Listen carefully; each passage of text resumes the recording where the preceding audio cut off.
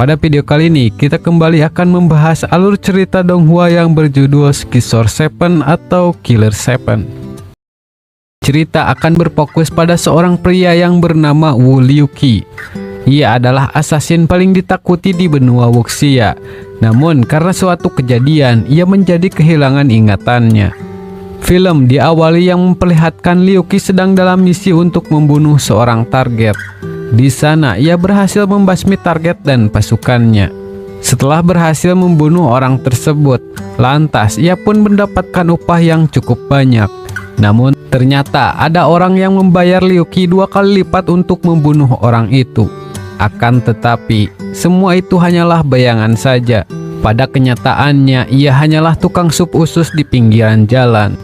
Lalu, kita diperkenalkan ayam biru yang bisa bicara yang bernama Dabaoji. Di sana, Dabao mengajak Liuqi untuk berhenti berjualan sup dan mengambil profesi baru sebagai seorang asasin. Dia meyakini menjadi seorang asasin akan mendapatkan upah yang besar dan juga jam kerjanya fleksibel. Dengan begitu, mereka akan menemukan pekerjaan yang lebih baik dari itu. Di sana, Dabao memberitahu jika saja ia mempunyai uang, ia bisa membawa Liuqi ke istan, di mana di sana terdapat teknologi yang mungkin bisa menyembuhkan amnesia Liuqi.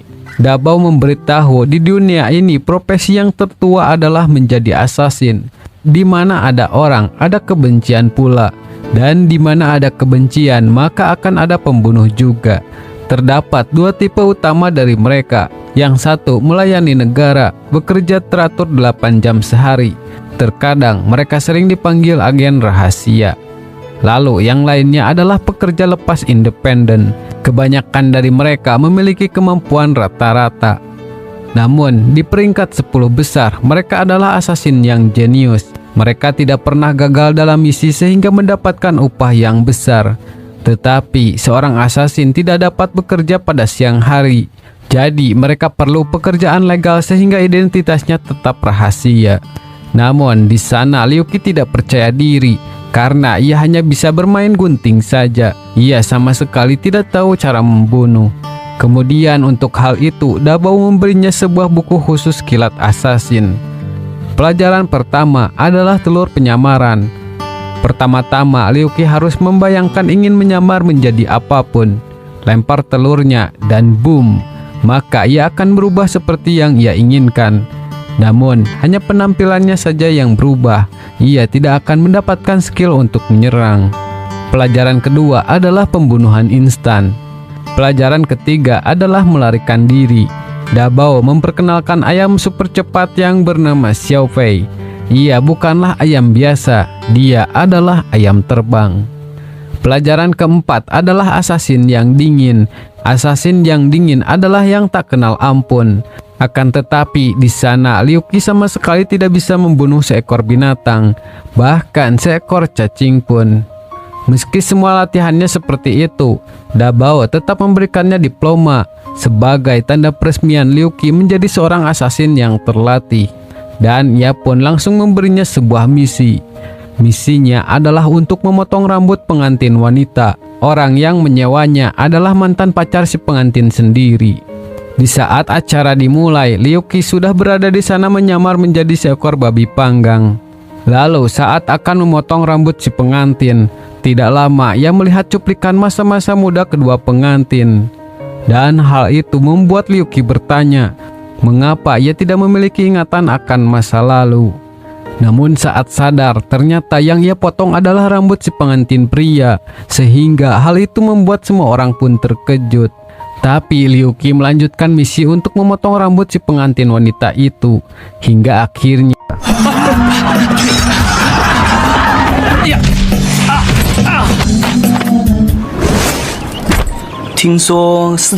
saat dalam pelarian, Liuqi secara kebetulan bertabrakan dengan sebuah robot. Terlihat dari lambangnya, robot itu berasal dari istan. Di sana, Liuqi mencoba bertanya tentang alat istan yang bisa mengembalikan ingatan. Namun, ia berniat menyerang setelah melihat token Liuqi. Dalam datanya mengatakan orang yang memiliki token itu adalah musuh istan. Jadi, mereka harus dibunuh tanpa syarat. Beruntung, Liuqi masih bisa menghindarinya. Kemudian, saat robot itu akan melanjutkan serangan, Liu Qi berfokus memanggil guntingnya yang tertinggal di acara pernikahan. Meski Liu Qi terkena serangan, ia masih sempat membalas robot itu. Namun karena hanya melukai salah satu tangannya saja, robot itu pun berniat mengakhiri Liu Qi. Sebelum itu, Liu Qi menanyakan siapakah dirinya. Di saat robot itu akan mengatakan tentang Liu Qi, tiba-tiba ada seorang wanita bertopeng yang menyerang robot tersebut. Liu Qi sangat kesal, setidaknya ia harus menunggu robot itu menyelesaikan kalimatnya. Ia menanyakan mengapa Liu Qi memiliki token organisasi assassin. Namun tidak lama, robot tadi mengaktifkan penghancuran diri. Beruntung Liu Qi berhasil selamat berkat Xiao Pei. Saat malam harinya, karena misi Liu Qi gagal, ia hanya mendapatkan sepotong roti kukus.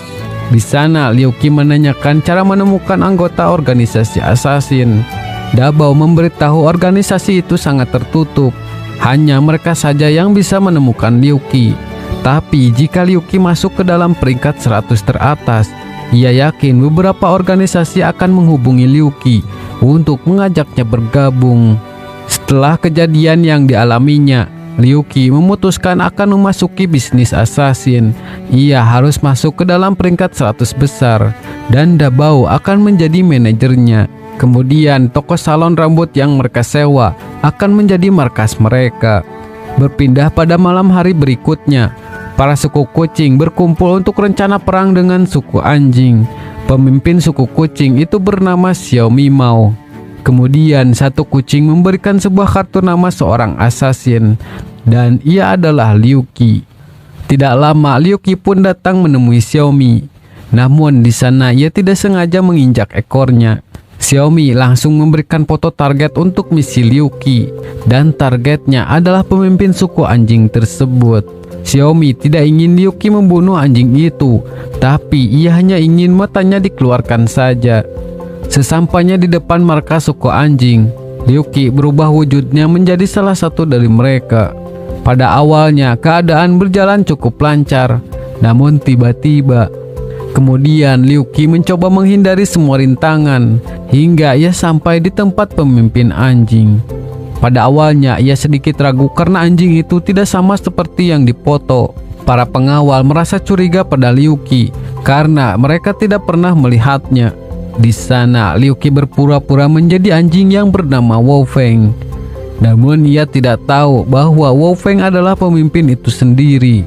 Karena sudah terpojok, Liu Qi pun memilih untuk berhenti berpura-pura dan ia pun langsung menyerang Wu Feng.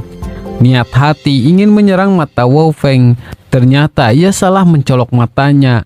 Dari awal kacamata Wu Feng berada di dahinya dan titik kecil hitam itu adalah matanya. Di sana Liu Qi pun dibuat tidak berdaya. Lalu saat ada kesempatan, Liu Qi bisa menyerang mata Wu Feng dengan lidahnya. Tapi hal itu malah membuat Wu Feng sangat marah. Saat ia dihajar habis-habisan, tiba-tiba Liu Qi teringat sesuatu di masa lalu. Hingga sesaat ia menjadi orang yang berbeda. Namun tidak lama, ia kembali seperti semula dan tertangkap oleh Wu Feng. Kemudian Wu Feng berhenti menyerang ketika ia melihat fotonya. Dengan begitu ia tahu orang yang mengirim Liu Qi adalah Xiaomi. Wu Feng menceritakan dulu ia dan Xiaomi saling kenal satu sama lain. Xiaomi selalu datang setiap hari untuk mendengarkan ia bernyanyi. Lalu mereka pun mulai jatuh cinta. Namun Wu Feng mengatakan yang sebenarnya. Ia meninggalkan Xiaomi karena pernah mendengar sebuah berita. Penelitian ilmiah membuktikan bahwa seekor anjing dan kucing tidak bisa menghasilkan keturunan. Sedangkan Xiaomi berangan-angan ingin mempunyai keturunan. Untuk itu, Wu Feng pun meninggalkan Xiaomi demi kebaikannya sendiri. Tapi Liu Qi mengatakan kehidupan anjing terlalu melodrama. Jika Wu Feng tidak ingin mengatakan perasaannya, Xiaomi tidak akan tahu bahwa ia juga mencintainya. Kembali pada Xiaomi, ia telah mengumpulkan pasukan cukup banyak. Tidak lama, Wu Feng bernyanyi dan menyatakan perasaannya. 微笑。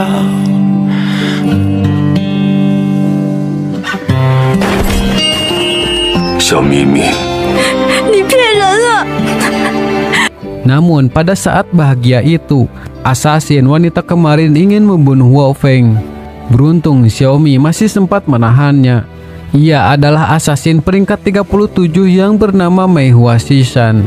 Kemudian Xiaomi memanggil pasukannya untuk membantu. Tapi semua pasukan kucing bukanlah apa-apa bagi Mei Hua. Dan buruknya lagi, Wao Feng memanfaatkan kesempatan untuk kabur dari sana. Dirasa keadaan sudah aman, ternyata Mei Hua berhasil menyusulnya. Sesaat Mei Hua akan menyerangnya. Ia memberitahu bahwa ia bukanlah Wao Feng, dan sebenarnya ia adalah Liu Qi yang sedang menyamar. Akan tetapi Mei Hua tidak percaya dan tetap menyerangnya. Lalu demi bisa selamat, Liu Qi berubah dirinya kembali. Pada awalnya Mei Hua tidak menyadari keberadaannya. Namun tidak lama ada seekor anjing yang ingin membuang air. Jadi ia kembali ketahuan. Kemudian Liu Qi menyerang hingga topeng Mei Hua terpotong. Melihat kecantikan Mei Hua, Liu Qi pun menjadi sedikit berbeda. Ia dengan gayanya memberitahu peringkat dan statusnya masih lajang. Lalu Liu Qi mencoba kabur dengan menggunakan Xiao Fei. Namun Mei Hua berhasil menjatuhkannya. Kemudian saat Mei Hua akan menyerang Liu Qi dengan senjata di rambutnya, tiba-tiba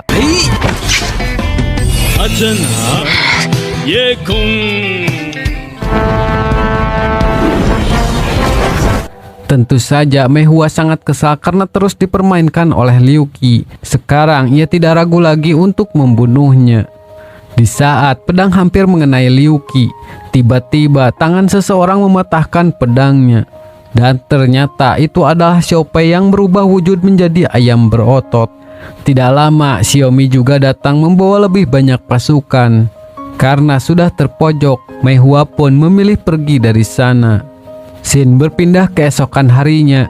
Seorang wanita yang bernama Jiang datang ke salon. Ia adalah presiden pemimpin dari pasukan moral publik. Maksud kedatangan Jiang ke sana adalah untuk menyewa Liu Qi membunuh target di foto tersebut. Namun ia malah mencukur rambut Jiang seperti di foto. Jiang mengancam jika Liu Qi tidak membunuh orang itu, maka salon kecilnya akan dipangkas. Singkat cerita, Liu Qi berhasil menemukan target itu. Ia mengendap-endap keluar dari sebuah toko pakaian dalam. Agar tidak ketahuan, Liu Qi merubah kembali dirinya menjadi sebuah pakaian dalam.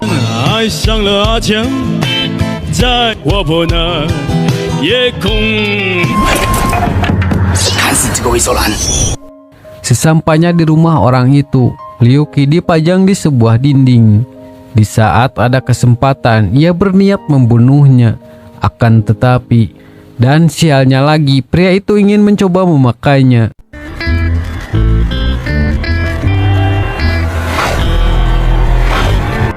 Beruntung Liu Qi selamat karena ada seseorang yang mengetuk pintu. Dan ternyata ia adalah Presiden Jiang berserta dua bawahannya. Mereka datang atas nama Asosiasi untuk Pulau Bersih. Sekarang mereka akan membereskan pria yang hobinya mengumpulkan pakaian dalam. Pria itu meminta maaf karena ia tahu dirinya agak cabul. Tapi semua yang ia kumpulkan adalah hasil dibeli atau menemukannya. Ia tidak pernah mencuri sama sekali. Ia memohon setidaknya jangan menghancurkan pakaian dalamnya. Namun Jiang tidak bisa menerima hal tersebut dan ia tetap akan membakar semuanya. Tidak lama Liu Qi keluar mencoba membela pria itu. Ia meyakini dunia itu sangatlah besar. Meski barang yang pria itu kumpulkan tidak seperti orang lain, tapi setidaknya ia tidak mencuri, merampok, dan tidak menyakiti orang. Namun Jiang bersikeras akan tetap menghancurkan dan mengusir pria itu. Kemudian bawahan Jiang pun langsung menyerang Liu Qi. Di saat terpojok, Liu Qi berpikir ia harus menyerang kelemahan musuh. Dan akhirnya ia bisa mengusir Jiang dengan jurus pamungkasnya.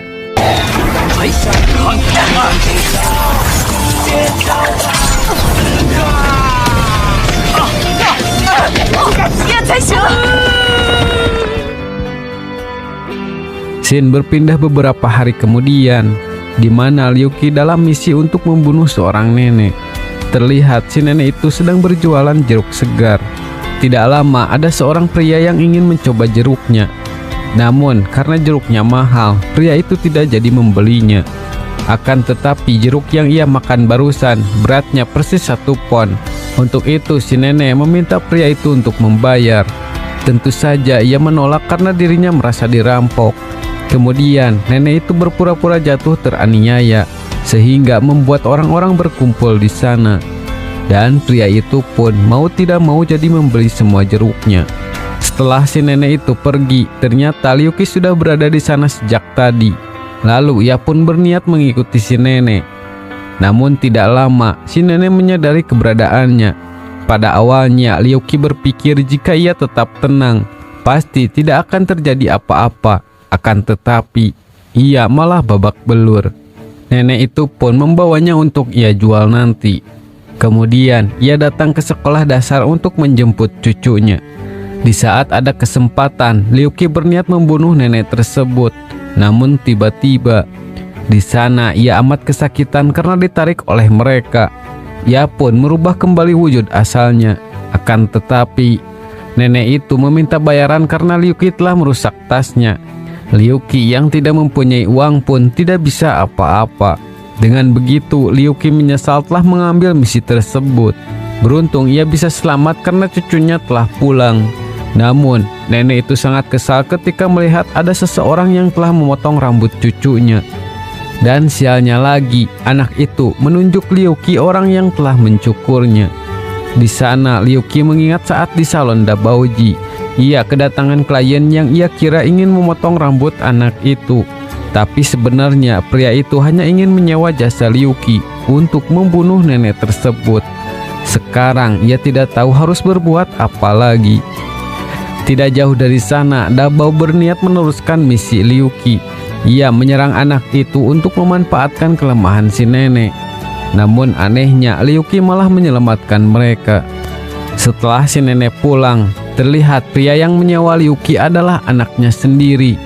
Demi sebuah asuransi, ia rela melakukan hal tersebut. Keesokan harinya, Liuki kembali mendapatkan misi untuk membunuh seorang bocah. Di saat ia akan mengeksekusi bocah tersebut, tiba-tiba ia mendrama. Tapi Liuki tidak terpengaruh dan tetap ingin menyerangnya. Namun anak itu mengatakan sebelum ia mati, ia ingin melakukan beberapa hal. Ia berjanji setelah melakukan semua yang ia mau, Liuki boleh membunuhnya. Anak itu adalah gadis mutan yang bernama Kola. Keahliannya ialah melumpuhkan lawan dengan sentuhan.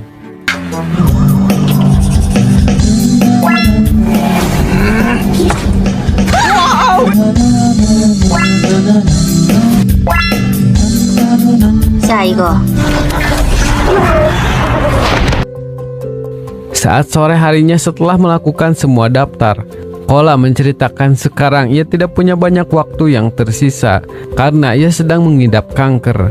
Kemoterapi sudah membuat semua rambutnya rontok, tapi ia tetap percaya diri meski ia botak, ia tetap cantik. Dan ternyata orang yang telah menyewa Liuki adalah Kola sendiri. Ia tidak ingin mati karena sakit. Menurutnya lebih keren jika ia mati oleh seorang asasin. Dan sekarang ia sudah siap jika Liuki ingin membunuhnya. Setelah mendengar semuanya, Liuki tidak jadi membunuh Kola. Ia akan membawa Kola ke orang yang jenius dalam medis. Dia mungkin bisa menyembuhkan penyakit Kola. Scene berpindah beberapa hari kemudian. Karena belum mendapatkan misi lagi, Liuki dan Dabao mencoba berjualan kelapa. Di sana, Dabao masih kesal karena Liuki selalu gagal dalam misinya. Jadi ia tidak pernah mendapatkan uang sekalipun. Di saat serius berbicara, tiba-tiba Liuki menghilang begitu saja. Ternyata ia sedang asik ingin membaluri tabir surya pada seorang wanita. Tidak lama, Dabao menerima misi dari seseorang. Alhasil, Liuki tidak bisa menikmati kesenangannya. Sesampainya di tempat tujuan, ternyata orang yang menyewa Liuki adalah Pak Chen. Pak Chen adalah penjaga pantai Pulau Ayam. Ia memberitahu ada 3 kapal selam yang mendekati pulau. Ia ingin Liuki menyusup ke kapal yang terbesar dan membunuh kaptennya. Tapi sebelum itu, Pak Chen memberikan uang yang ia punya. Meski totalnya hanya sedikit, Liuki tetap menerima dan menjalankan misi itu. Di saat Liuki sudah dekat dengan kapal selam itu, ia pun melancarkan aksinya untuk berpura-pura tenggelam. Dan anehnya lagi, kru kapal malah percaya dan membawanya masuk. Di sana, kru kapal berebut untuk memasak Liu Qi, antara dikukus atau digoreng. Tidak lama, kapten mereka pun datang. Ia adalah Kapten Jack, pemimpin bajak laut Narsis. Melihat ikan itu, Jack ingin membuatnya menjadi sashimi. Akan tetapi, saat ia memegangnya, dengan cepat Liu Qi mengeluarkan sebuah jarum. Tapi Jack berhasil menahan serangan itu. Melihat sosok Liu Qi seperti itu, Jack mengingat kejadian dulu saat ia bertransaksi dengan seseorang. Tidak lama datang orang yang menggagalkan mereka. Karena kesal, Jack pun mencoba menyerangnya. Namun, ia kalah dan mendapatkan luka yang cukup parah. Tapi Jack merasakan sekarang Liu Qi lebih lemah dari orang sebelumnya. Untuk itu, ia pun mencoba menguji Liu Qi. Dengan begitu, ia berpikir Liu Qi bukanlah orang sebelumnya. Meski sudah dibuat babak belur, Liu Qi masih belum menyerah. Untuk itu, ia berniat menghancurkan kaca agar kapal tenggelam. Akan tetapi, kemudian Jack menantang Liu Qi untuk bermain. Jika Liu Qi bisa membuatnya bergerak bahkan hanya 1 inci saja, maka ia akan pergi dari Pulau Ayam.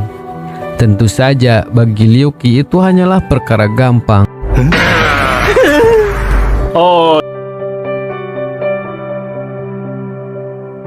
Keesokan harinya, Liu Qi mendapatkan misi lagi untuk membunuh seseorang.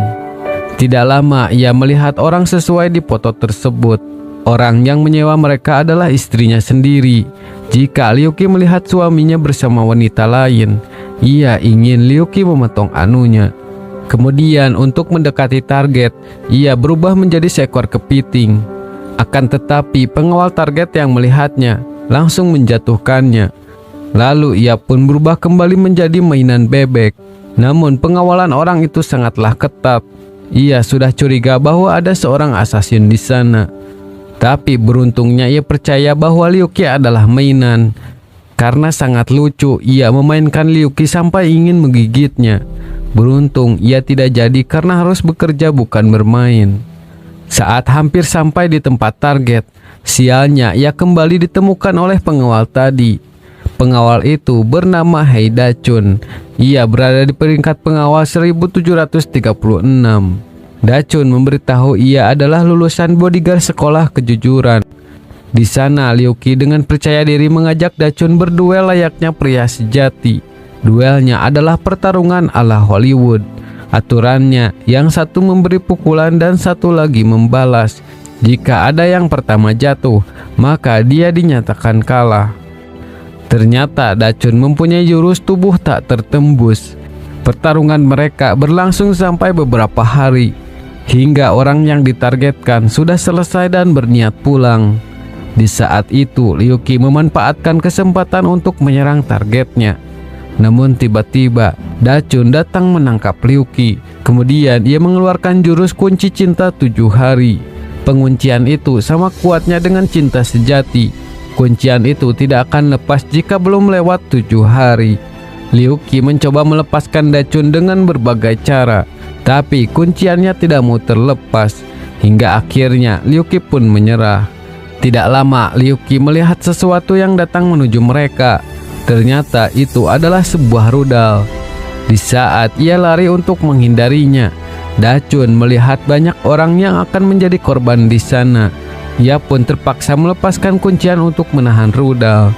Dachun sadar bahwa dirinya adalah seorang polisi, jadi tugasnya adalah melindungi orang-orang.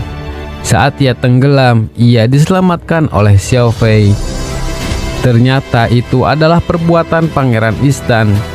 Saat berhadapan dengan Liu Qi, pangeran mendeteksi Liu Qi adalah orang yang berbahaya. Spontan ia pun langsung menyerangnya. Beruntung ia diselamatkan oleh Xiao Fei. Tujuan pangeran ke Pulau Ayam adalah untuk mengambil energi langka.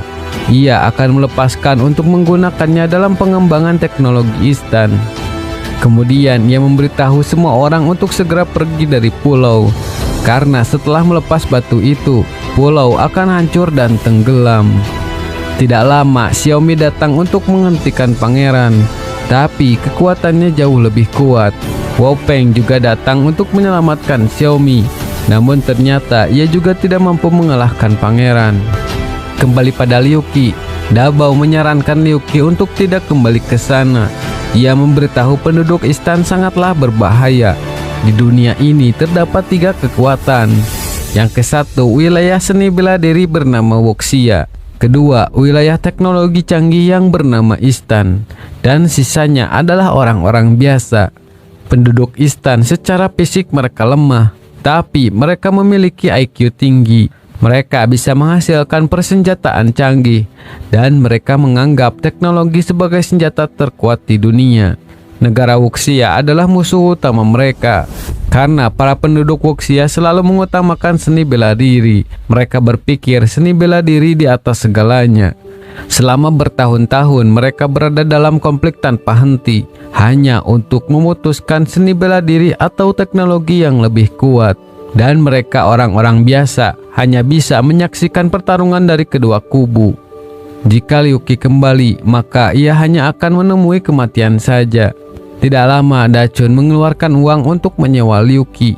Ia ingin Liu Qi membunuh orang yang telah menyerang pulau. Kembali ke pertarungan, Kola juga datang untuk menghentikan pangeran. Di sana pangeran tiba-tiba bereaksi baik padanya. Tapi pangeran malah menjauhkan Kola dan tetap akan melakukan tujuan. Tidak lama Presiden Jiang pun datang. Lalu saat serangan dilancarkan, Jiang menahan dan mengembalikan serangan itu pada pesawat pangeran. Lalu serangan selanjutnya, Jiang berniat mengarahkan kembali pada pangeran. Namun ternyata pangeran mengaktifkan perisai pelindungnya.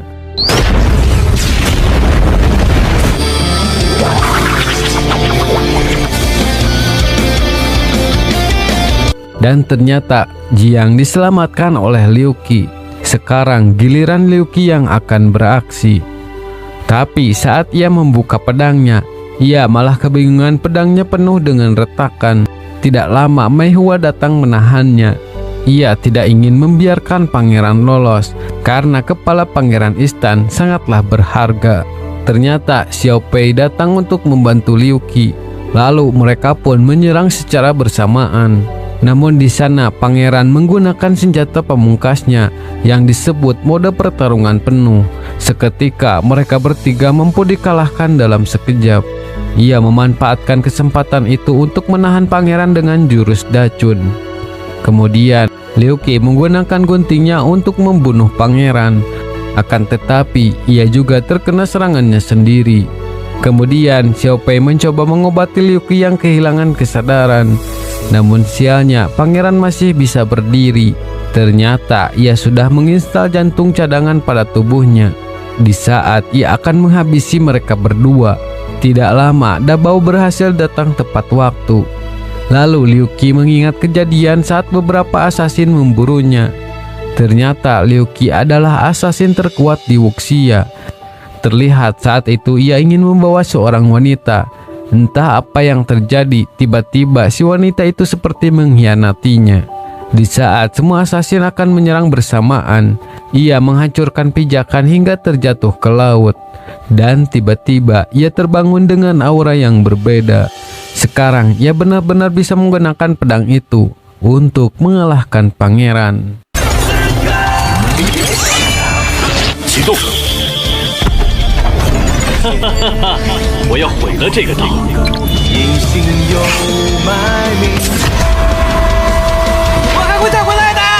Di sisi lain terlihat Mei Hua sedang berbicara dengan seseorang. Orang itu menyuruh Mei Hua untuk membunuh Liu Qi dan mengambil pedangnya. Scene berpindah keesokan harinya di salon Dabaoji. Semua orang berkumpul menantikan kabar Liu Qi yang dirawat. Di sana mereka sangat takut jika Liu Qi bangun jadi orang yang berbeda. Dan ternyata Liu Qi kembali seperti biasanya. Cerita dilanjutkan di sebuah pulau kecil yang bernama Pulau Ayam. Di sana terdapat orang yang ahli menata rambut brilian. Dengan kemampuannya, ia bisa mencapai hal-hal hebat.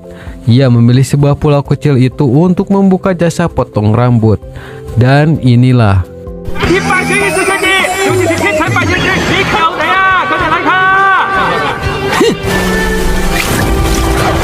Di sisi lain, terlihat Dabao dan Liu Qi sangat kesal karena penata rambut itu membuka toko tepat di depan toko mereka. Belum lagi toko mereka langsung ramai. Mereka memakai keahlian bela diri untuk menata rambut, sehingga membuat orang-orang antusias untuk berkumpul.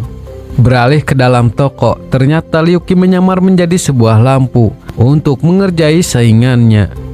Namun sialnya, gunting biasa tidak bisa memotong rambut si pria itu. Ternyata ia memakai gel impor dari negara Istan, sehingga membuat rambutnya sangat kuat. Di sini Liu Qi juga memperlihatkan bahwa guntingnya bukanlah gunting biasa.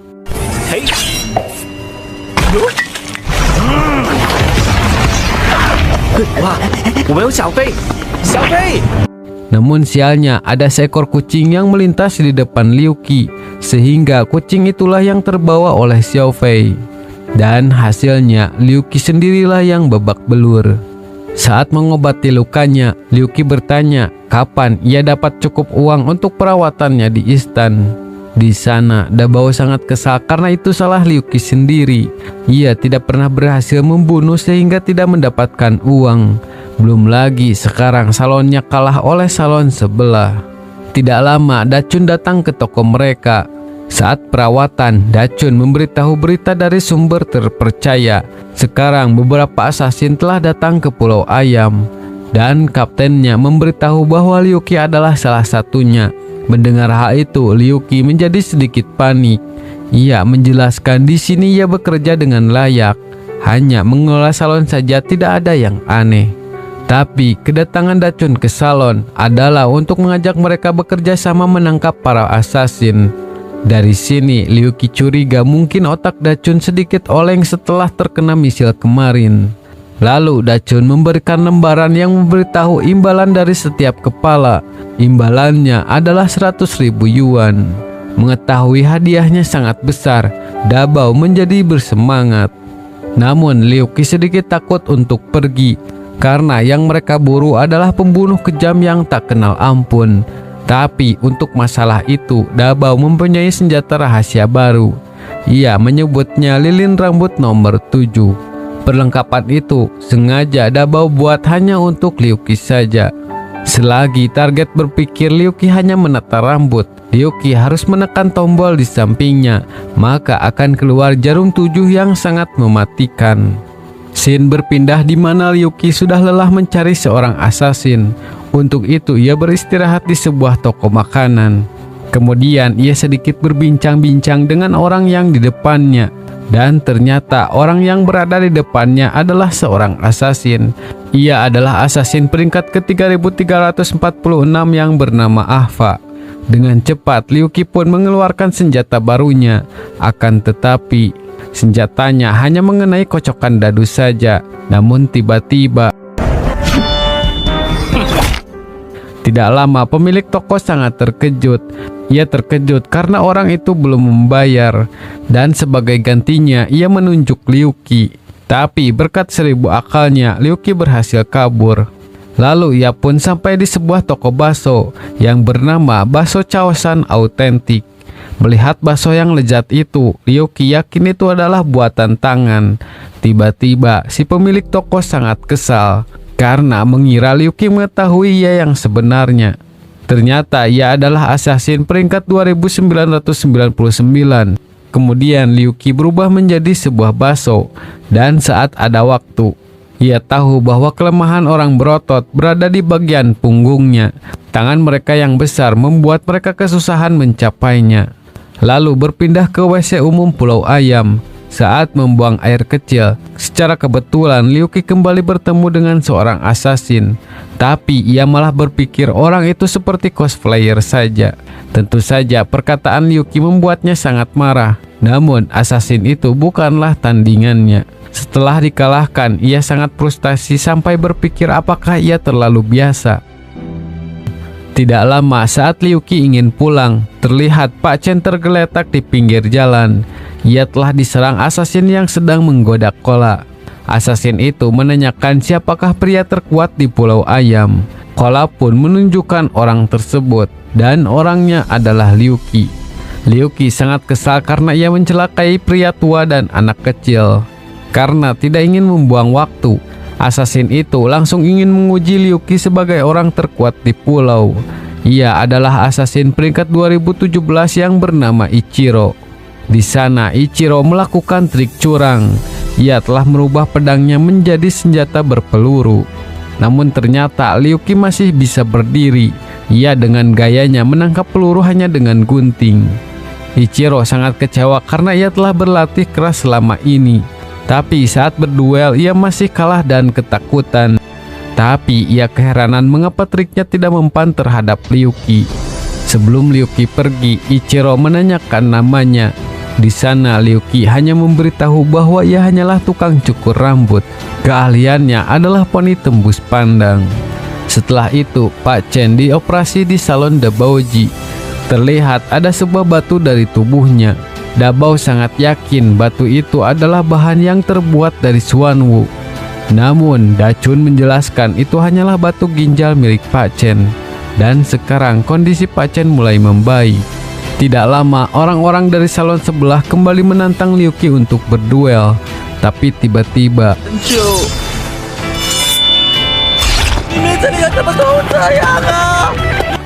Mei Hua datang untuk mengabarkan Liu Qi bahwa banyak asasin yang datang ke pulau. Ia yakin Liu Qi tidak bisa menghadapinya. Untuk itu, sebaiknya Liu Qi segera pergi. Kembali ke cerita sebelumnya, ternyata Liu Qi tidaklah kebal.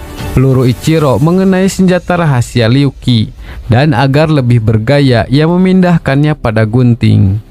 Berpindah beberapa hari kemudian, Ichiro datang ke tempat salon Dabaoji.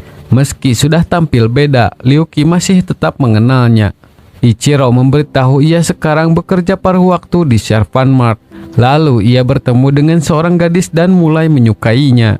Jadi ia datang untuk sedikit merubah gaya rambutnya. Di sana Liu Qi dengan santainya mengatakan ia tahu gaya rambut yang akan menambah peluang sukses. Dan beginilah jadinya. Wow, 完美。Oh. Berpindah pada malam harinya, Liu Qi kembali ditemui oleh Mei Hua. Jadi sebelumnya Mei Hua ragu untuk membunuh Liu Qi karena ia telah menolongnya. Namun kali ini ia harus melakukan perintah gurunya.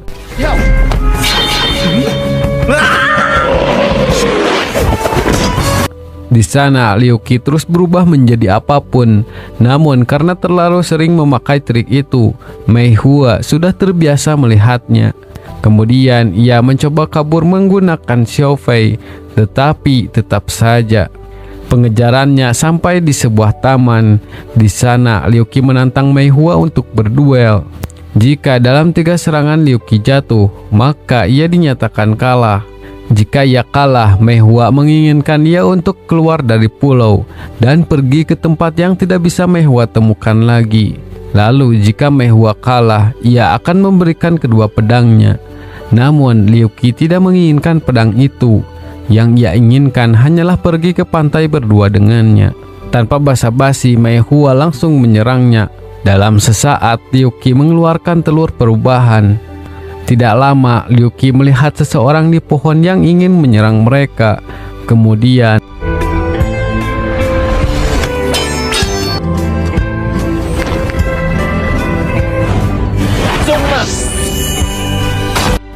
ternyata ia adalah kakak dari Mei Hua. Setelah itu, Mei Hua pun mengaku kalah dari Liu Qi.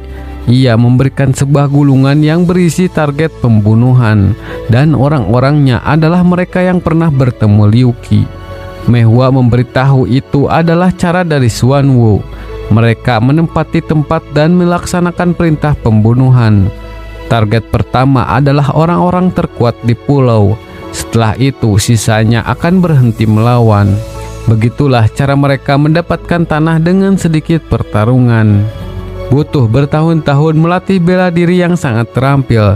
Itu juga alasan kenapa Xuanwu memiliki liga assassin terkuat di dunia. Dan Mei Hua datang ke Pulau Ayam atas perintah untuk mengumpulkan informasi di sana. Pada awalnya Xuanwu berpikir Wu Feng adalah terkuat di Pulau Ayam. Jadi waktu itu pun Mei Hua diperintah untuk membunuhnya. Tapi sekarang mereka tahu bahwa ada lebih banyak jagoan di sana. Jadi daftar perintah pembunuhan berdasarkan dari informasi yang Mehua kumpulkan. Sekarang Liu Qi menanyakan mengapa Mehua memberikan daftar itu.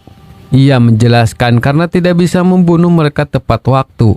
Otomatis daftar itu berubah menjadi pemburuan. Maka akan ada lebih banyak asasin yang akan datang ke Pulau Ayam. Selain itu, ia juga memberitahu bahwa gurunya menginginkan Liu Qi mati. Setelah begitu panjang lebar bercerita, Liu Qi malah memikirkan pakaian apa yang ingin ia pakai saat ke pantai bersama Mehua. Berpindah ke Servant Mart, terlihat seorang wanita di pinggir jalan yang sedang menunggu bis. Dan saat hujan turun, Ichiro sangat senang ternyata gaya rambut buatan Liu Qi berhasil menambah peluangnya. Keesokan harinya, ada seorang pria yang ingin merapikan rambutnya. Dabao memberikan tagihan dengan tambahan makan mie dan minuman. Namun pria itu tidak mau membayar karena ia telah bangkrut. Tentu saja mereka tidak ingin memberikan pelayanan secara cuma-cuma. Di saat Liu Qi akan menghajarnya, ia menawarkan beberapa buku rahasia tentang seni bela diri dari Xuanwu. Dan tidak berpikir lama, Liu Qi langsung memilih salah satunya. Bukannya memilih buku seni bela diri, ia malah memilih buku gaya rambut trendy. Scene berpindah pada malam harinya di markas Wo Feng. Terlihat ada seorang anjing yang menyerang mereka. Kemudian Wo Feng turun tangan untuk menghadapinya. Saat mendengar suara musuh, Wo Feng tiba-tiba merasa seperti jadi pria di video musik sedih. Lagu sedih itu terasa sangat menyakitkan sampai menusuk hatinya. Dan secara tidak sadar ternyata serangan telah menusuk dada kirinya. Setelah itu Xiaomi datang dan membawanya ke dokter beruang. Di sana Liu Qi dan Dabao diminta untuk mengatasi anjing tersebut. Mendengar lagu itu, Dabao yakin itu adalah suara kesedihan ajaib yang telah lama hilang. Lalu ia pun mempunyai sebuah rencana untuk menjebaknya. Pada malam harinya mereka pun memulai rencana. Dan benar saja anjing itu datang kembali. Awalnya ia mengira Wo Feng bukanlah Wo Feng yang asli.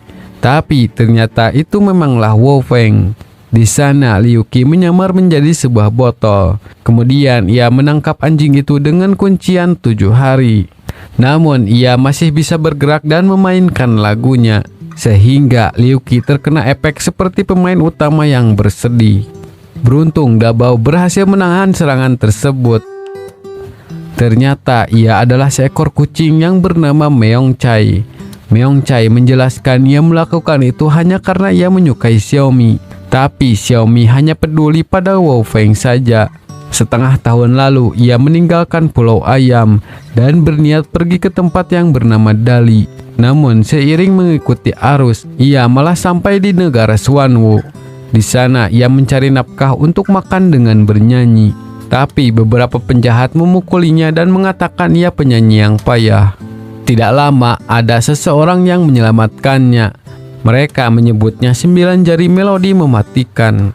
Tidak hanya menyelamatkan Meong Chai saja, ia juga mewariskan kekuatan uniknya yang disebut suara kesedihan ajaib. Setelah berhasil mempelajari jurus itu, ia pun berniat kembali menemui Xiaomi. Tapi saat itu Wo Feng sedang bernyanyi romantis untuknya. Mendengar suara merdu Wo Feng, Meong Chai pun tidak bisa apa-apa. Kemudian ia berencana menyerang Wo Feng. Namun tujuan Meong Chai sebenarnya hanya ingin membuktikan bahwa ia lebih kuat saja dan tidak ingin membunuhnya. Tetapi pemikiran Meong Chai salah. Bukan alasan itu Xiaomi menyukai Wo Feng. Tidak perlu membuktikan apapun lagi. Meong Chai memang kucing yang baik. Hanya saja Xiaomi benar-benar tidak menyukainya. Keesokan harinya Meong Chai pun pergi meninggalkan Pulau Ayam. Tapi sebelum itu ia memberikan sebuah peta pada Liu Qi. Ia meyakini itu adalah peta menuju negara Xuanwu. Berpindah beberapa hari kemudian, di mana Kola datang untuk menata rambutnya. Di sana Liu Qi pun bekerja dengan serius dan hasilnya. Hai, 真丑。不要，我要学习潮流发型大全。 Kemudian ia mengajak Liu Qi untuk berjalan-jalan keluar. Tapi Liu Qi beralasan ia sedang sibuk mempelajari gaya rambut trendy. Untuk itu, Kola pun membayar Dabao menyewa Liu Qi. Di perjalanan, Liu Qi menanyakan perkembangan perawatan Kola dari dokter beruang. Namun, Kola memberitahu ia masih belum sembuh. Dokter beruang memberikan obat dari tahu fermentasi. Meski tidak bisa mengobati penyakit Kola, tapi obat itu bisa mengurangi gejalanya. Di saat itu, tiba-tiba Liu Qi ditahan oleh seorang asasin. Ia adalah asasin yang bernama Lizar. Dan uniknya, Lizar bisa berubah menjadi tak terlihat. Di sana, Liu Qi mencoba meminta tolong pada Pak Chen. Akan tetapi, Pak Chen malah menilangnya. Kembali pada Kola, ia keheranan mengapa Liu Qi tidak menyusulnya. Tidak lama, ia menyadari ada seseorang di hutan. Ternyata ia adalah Pangeran Istan. Pada pertarungan sebelumnya, saat Liu Qi hampir menghancurkan pesawatnya, ia dengan cepat mengeluarkan perangkat penyimpanan. Setelah merubahnya menjadi pesawat, tiba-tiba Kola datang dari belakang. Di sana, ia mengancam akan memanggil Liu Qi jika pangeran mencoba kabur, terkecuali pangeran mau membawanya ke Istan. Kola mendengar Istan adalah tempat yang luar biasa, jadi ia penasaran ingin pergi ke sana. Karena tidak ada pilihan, pangeran pun terpaksa mengajak Kola ke Istan. Setibanya di Istan, ada sebuah robot yang men-scan Kola. Sebelumnya, pangeran tidak peduli tentangnya. Ia hanya berfokus pada tujuan batu energi saja. Tapi setelah mengetahui Kola mempunyai masalah genetik, ia pun memeriksa lebih dalam. Di sana, ia memberitahu bahwa Kola juga berasal dari Istan. Ia adalah salah satu produk eksperimen gen nomor 303. Lebih tepatnya, ia adalah eksperimen yang gagal. 14 tahun lalu, negara Istan mencoba bereksperimen fusi genetik. Sebenarnya itu adalah eksperimen ke-16, menggabungkan gen SP dan bangsa Stan dengan tujuan menghasilkan ras dan IQ super dengan kekuatan gaib. Namun, eksperimennya gagal. Semua bayi yang dibesarkan menderita cacat genetika dan tidak hidup lama. Tapi, Kola jadi yang pertama yang berhasil bertahan lama. Pangeran juga memberitahu bahwa ibunya kabur dari Istan. Dia adalah peneliti nomor 18 yang bernama Zhang Jiawen. Penyakit yang diderita Kola adalah kanker cacat genetik. Ia tidak tahu obat apa yang telah ia minum sehingga membuatnya tidak memburuk. Tapi itu juga tidak akan membuatnya sembuh. Untuk itu, pangeran mungkin bisa menyembuhkan Kola jika Kola tetap tinggal di Istan untuk penelitian. Di sana, Kola menolak pangeran. Ia memintanya untuk mengantarnya kembali pulang. Setelah pulang, Kola tidak tahu bahwa Liu Qi ditahan oleh asasin. Tidak tahu apa yang terjadi, asasin itu malah ikut bersama mereka. Tidak jauh dari sana, ternyata Pangeran Istan tengah memperhatikan mereka. Ia keheranan mengapa mereka bersenang-senang dan membuang waktu. Dari sini, pangeran jadi sedikit mengagumi mereka. Beberapa hari kemudian, karena salon sepi, Liu Qi memutuskan untuk berdagang kembali. Tidak lama, Dabao menelepon menyuruhnya untuk segera kembali pulang, karena ia sedang kedatangan pelanggan besar. Ternyata Dabao tidak tahu bahwa itu adalah Kapten Jack. Di sisi lain, Mei Hua menemui seorang pengrajin senjata.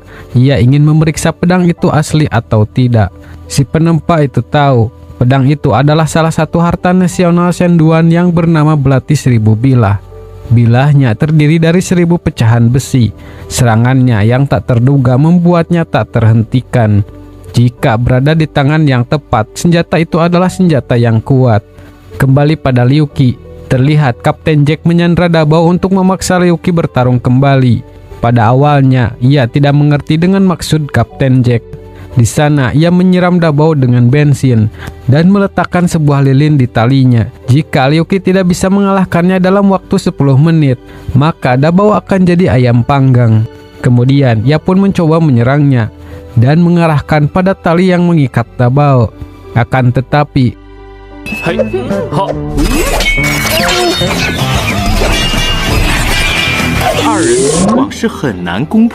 kedua bawahan Jack mengeluarkan jaring cinta untuk menahannya.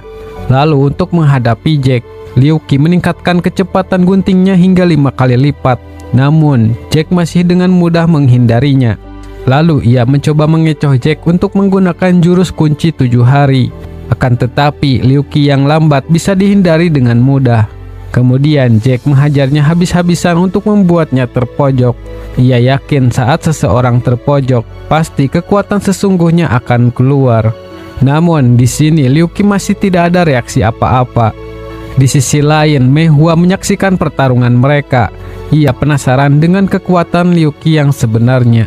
Di sana Liu Qi sudah kewalahan dan waktu juga hampir habis. Karena tidak ingat dengan kejadian di masa lalu itu, Liu Qi pun berpikir sekarang ia tidak akan lari lagi.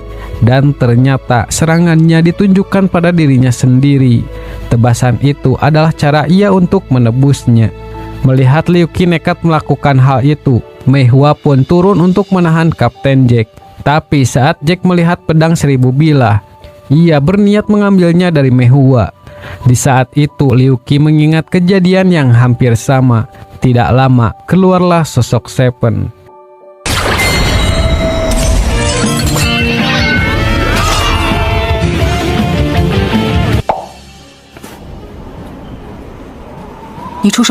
Meski dalam keadaan babak belur, ia masih sempat-sempatnya menemui Mei Hua. Ia ke sana ingin memberikan sebuah bingkisan. Di dalamnya adalah sebuah pakaian untuk Mei Hua pakai saat ke pantai nanti. Keesokan harinya saat Dabao santai, ia kedatangan seseorang yang diminta menunjukkan sebuah video. Terlihat dalam video itu, Liu Qi dan Xiaopei telah diculik seseorang. Tertulis jika ingin mereka selamat, Dabao harus datang menuju lokasi yang sudah ditandai. Dengan cepat Dabao pun menuju ke sana. Saat sampai di sana, ia teringat dengan masa lalunya. Lalu muncul seseorang yang telah menunggunya. Ia adalah ayam yang bernama Raja Pegar. Di sana Dabao dihajar habis-habisan. Tapi Dabao tetap penasaran apa yang terjadi pada Liu Qi dan Xiaopei. Pegar menjelaskan ia menjebak Liu Qi dengan mesin yang dipesan dari istan. Kemudian ia menerbangkan dan menenggelamkannya ke laut. Ia melakukan itu adalah untuk balas dendam. Setelah Pegar kalah dari Dabao dulu, ia sangat kesulitan hidup dan terus dikejar oleh para peternak. Hingga tiba-tiba ia dibawa oleh istan untuk dijadikan bahan eksperimen. Dari sekian banyaknya hewan, hanya Pegar saja yang selamat. Dan kini Pegar menjadi prajurit spesial di istan.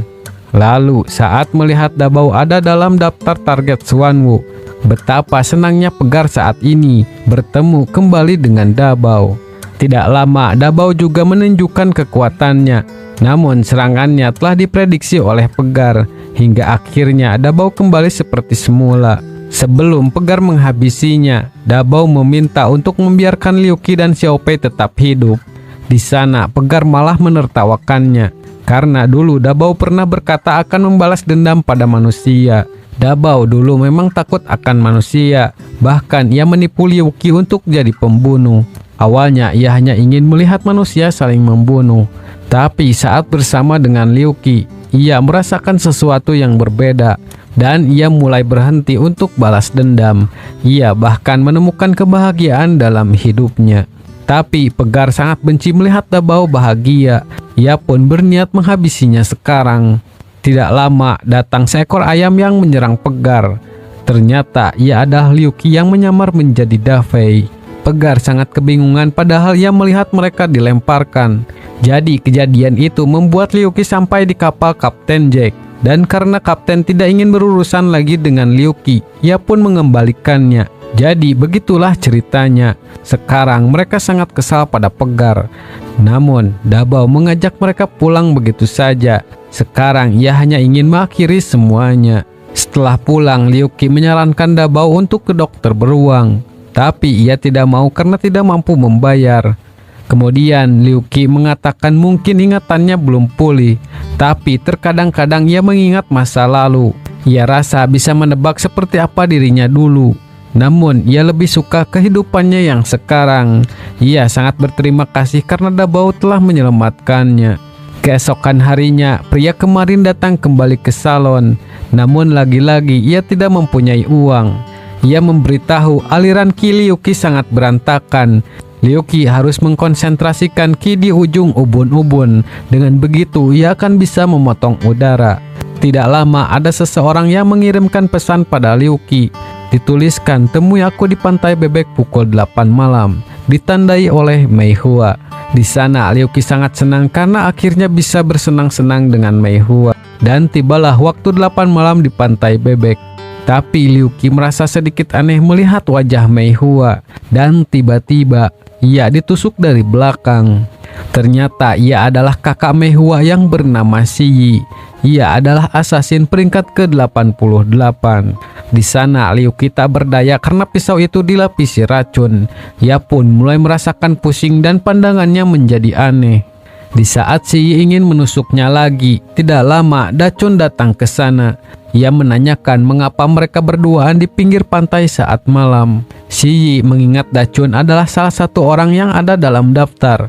Kemudian ia pun mencoba menggodanya. Namun Dacun yang polos tidak mengerti dengan godaan. Sesaat Xi Yi ingin menyerangnya, Dacun dengan cepat mengeluarkan tubuh tak tertembus. Di sana ia baru sadar ternyata Xi Yi adalah seorang asasin. Dan pertarungan pun terjadi. Di saat pertarungan sengit itu berlangsung, Liu Qi melihat mereka seperti sesuatu yang aneh. Lalu Liu Qi teringat perkataan dari pria tadi tentang pengendalian Qi-nya. Saat membuka buku gaya rambut, di sana ia melihat seperti gaya mengendalikan Qi yang sesungguhnya. Hingga akhirnya ia pun terbebas dari racun. Xi Yi keheranan ternyata Liu Qi bisa membuang racunnya dengan cepat. Saat ada kesempatan, ia pun berniat kabur. Tidak lama, Jiang datang ke pantai. Ia melihat Xi Yi berpakaian sangat minim. Jika ada anak kecil yang melihatnya, pasti akan bahaya. Untuk itu, ia bergegas menjatuhkannya. Setelah mengetahui ia adalah asasin, Jiang pun kembali menyerangnya. Tidak lama, Mei Hua datang menahan serangan itu. Di sisi lain, Liu Qi yang melihat Mei Hua yang asli, ia pun bergegas kembali. Hai, 怎么 But oh, Miss Mei, is Rose. Lalu ia melepaskan pakaiannya agar bisa kabur dari Jiang. Cerita kembali beberapa tahun yang lalu. Terlihat ada seseorang yang bertarung dengan seekor monster. Ia adalah Raja Naga Tangan Besi. Setelah mengalahkannya, ia memakai kulit monster itu sebagai jubah. Tidak lama dalam perjalanan, ia dihadang oleh Phoenix. Tujuannya adalah untuk membunuh Raja Naga. Dalam perjalanan Phoenix, ia bersama dengan Mei Hua. Di sana, ia terus bertarung dan membunuh semua targetnya. Sampai satu waktu, ia berhenti menunggu kedatangan seseorang. Setelah menunggu cukup lama, datanglah seorang wanita. Ia adalah utusan dari pemimpin asasin bayangan. Phoenix diberitahu bahwa pemimpin ingin bertemu dengannya. Dan pada usia 21 tahun, Phoenix bergabung dengan asasin bayangan. Kemudian setelah 1 tahun, pemimpin membawa anak laki-laki berusia 15 tahun. Mulai hari itu, ia menjadi 7 asasin bayangan. Dan kode namanya adalah Seven. Setelah itu di sebuah jalan, terlihat salah satu dari 7 asasin bayangan tengah menghadang Seven. Ia dijuluki sebagai Red Tooth atau Gigi Merah. Gigi Merah penasaran mengapa Seven ditunjuk menjadi asasin bayangan begitu saja. Padahal sebelumnya ia belum pernah menjalankan misi dan tidak pernah membunuh siapapun. Ia ingin melihat seberapa hebat kekuatan Seven. Tetapi Seven memilih mengabaikannya karena ia tidak bisa membunuh siapapun di luar misi. Namun Gigi Merah tetap menyerang dan menghiraukan aturannya. Di sisi lain, ternyata Phoenix berada di sana memperhatikan mereka. Ia juga penasaran dengan kekuatan Seven. Tidak lama, Seven berhasil menyerang bagian perut Gigi Merah. Namun ternyata itu tidak berefek sama sekali. Di saat itu, Seven merasa tenaganya tiba-tiba menghilang. Ia berpikir tidak boleh tergigit lagi. Phoenix sedikit mengagumi reaksi Seven yang begitu cepat. Dia bisa langsung merasakan dan lepas dari perangkap Gigi Merah. Jika itu adalah dirinya, mungkin ia tidak akan bisa mengatasinya. Setelah menghisap darah Seven, Gigi Merah berubah dan lukanya sembuh seketika.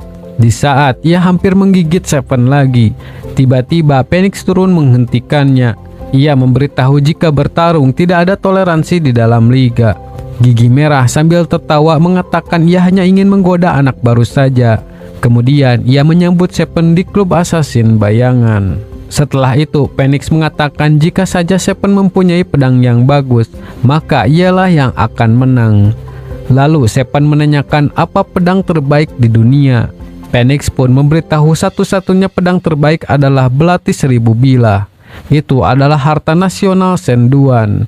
Pedang itu dijaga ketat oleh spirit gelap milenium. Tapi Seven tetap pergi untuk mencari pedang tersebut. Singkat cerita, Seven pun berhasil menemukan pedang itu. Entah bagaimana ceritanya, karena masih belum diperlihatkan. Tapi di sana Seven berhasil mendapatkan pedang itu. Scene berpindah kembali ke masa sekarang. Terlihat Jiang sedang berbelanja sayuran untuk makan malam. Tidak lama ia kedatangan seorang tamu, dan ternyata ia adalah Gigi Merah. Ia juga memanggil Jiang dengan sebutan senior. Cerita kembali saat mereka masih di klan Lili Putih. Sebelum menjadi Gigi Merah, namanya adalah Kuan. Kuan adalah murid baru di klan Lili, dan Jiang adalah seniornya. Di sana mereka selalu berlatih bersama hingga timbul sebuah perasaan. Kuan mencoba mengutarakan perasaan itu, tetapi aturan klan Lili melarang percintaan di sana. Namun Kuan tetap ingin bersama Jiang. Ia berencana mengajak Jiang keluar dari klan. Tapi Jiang menolak karena ia terpilih menjadi pewaris klan Lili. Karena kesal tidak bisa bersama Jiang, Kuan pun pergi ke area terlarang. Ia bertemu iblis merah dan belajar jurusnya. Setelah beberapa tahun, ia pun kembali ke klan untuk mengacau. Tapi ia hilang kendali dan hampir mati. Namun di sana Jiang menolongnya dan menghiraukan aturan. Sampai akhirnya Jiang juga harus dikeluarkan dari klan Lili. Jiang melakukan hal itu karena ternyata ia juga mencintai Kuan. Mereka bertarung sangat sengit sampai ke sebuah taman, di mana secara kebetulan Liu Qi sedang berjualan sop. Kemudian orang-orang mencoba membantu Jiang, akan tetapi serangan mereka tidak mempan sama sekali. Di sana Liu Qi sedikit mengingat saat pertarungannya dulu. Tujuan Gigi Merah menemui Jiang bukanlah untuk membunuhnya, tetapi ia ingin Jiang membuka segel Lili Putih. Tentu saja Jiang tidak mau melakukannya, karena ia menyegel Gigi Merah untuk kebaikannya sendiri. Di saat ia akan menggigit Jiang, tidak lama Liu Qi dan Dachun membantunya. Kekuatan tubuh Dachun hampir tidak tertandingi. Namun tiba-tiba Gigi Merah mengetahui kelemahan dari Dachun.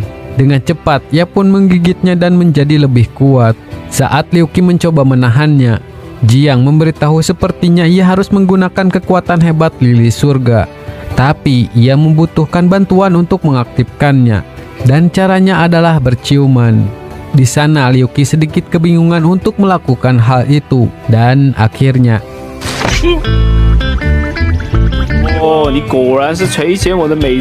tidak lama kekuatan Jiang pun aktif. Ia berubah menjadi lebih muda dan cantik. Selain itu kekuatannya juga meningkat sampai ia bisa menumbangkan Gigi Merah.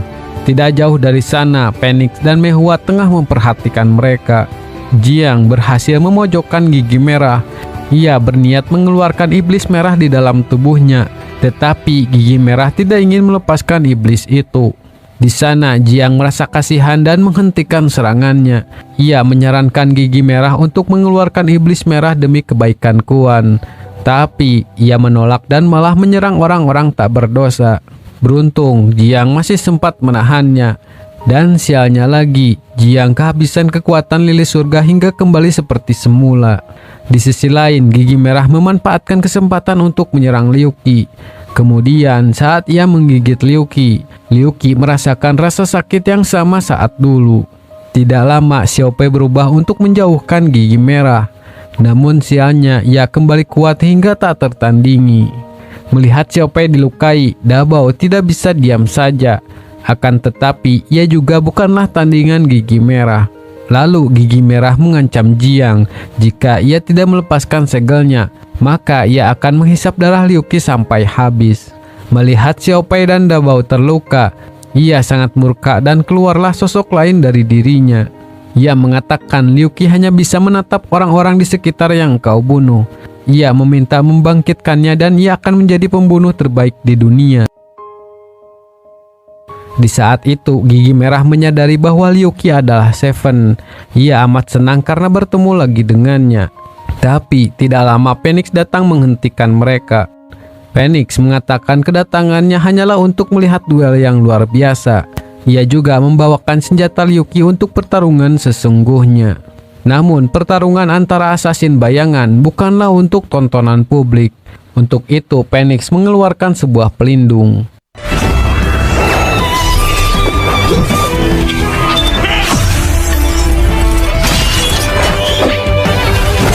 Dari pertarungan itu, Phoenix menyadari gaya bertarung Liu Qi tidak sama dengan yang dulu. Ternyata Liu Qi tidak ingin mengeluarkan kekuatan terkutuknya. Ia lebih memilih untuk memakai seni bela diri rahasia yang ditulis oleh pria kemarin.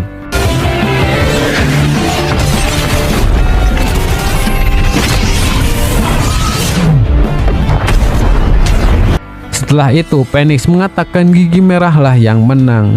Tapi tiba-tiba ternyata Phoenix juga ingin membunuhnya. Setelah itu Phoenix mengatakan aturan dari organisasi adalah dilarang untuk saling membunuh. Jika ada orang yang melihat gigi merah dibunuh olehnya, maka ia juga harus membunuh mereka. Sekarang gigi merah mati dan pemimpin akan mengirim banyak assassin ke sana untuk melenyapkan semua orang di Pulau Ayam. Hanya ada satu cara untuk menyelamatkan mereka. Caranya, Liu Qi harus mengakui ialah yang membunuh gigi merah, lalu memakai pakaian lama, tinggalkan pulau dan pergi ke Xuanwu. Sebelum itu, Liu Qi menanyakan apakah dulu Phoenix mengenalnya. Ia meminta Phoenix untuk menceritakan yang terjadi pada masa lalu. Di sana, Phoenix memberitahu Liu Qi adalah pembunuh bayangan yang terkutuk. Pembunuh akan selalu membayanginya. Itu adalah takdir Liu Qi. Ia juga menyarankan Liu Qi untuk tidak ragu meninggalkan pulau, karena mereka hanya akan terluka nanti. Lalu jika Liu Qi sampai di Xuanwu, Phoenix menyuruhnya datang ke patung elang. Di sana, ia akan membuat Liu Qi mengingat masa lalunya. Dan saat pelindung dibuka, orang-orang sangat terkejut Liu Qi bisa mengalahkan gigi merah.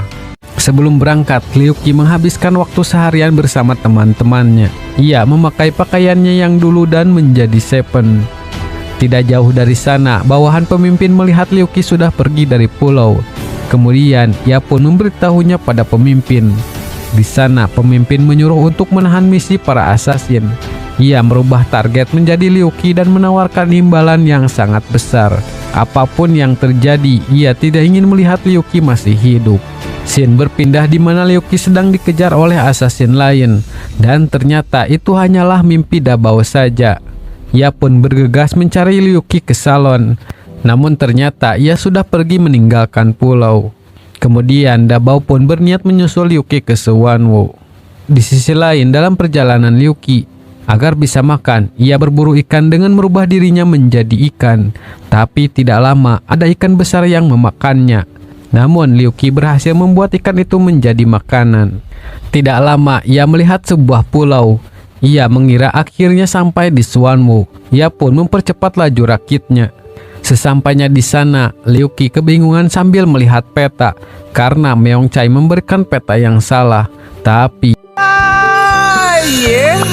ia sangat senang karena di sana terdapat banyak wanita cantik yang menyambutnya. Kemudian salah satu dari mereka memberikan sebuah kelapa. Sesaat setelah ia meminumnya, tiba-tiba Liu Qi merasa pusing. Saat sadar, Liu Qi sudah berada di penjara, dan ternyata Meong Chai juga berada di sana. Ia menanyakan mana kota romantis yang dibicarakan Meong Chai. Meong Chai menjelaskan itu semua adalah kebohongan. Mereka menipu pria agar datang ke pulau itu untuk memproduksi anak. Tujuannya agar anak-anaknya tidak mirip dengan mereka. Di negara itu, Liu Qi hanya mempunyai dua pilihan saja. Tinggal di pulau itu dan mempunyai bayi, atau bunuh si pangeran kecantikan. Jika pangeran itu dibunuh, maka warga akan kembali cantik. Tidak lama, raja dari pulau itu datang menemui Liu Qi.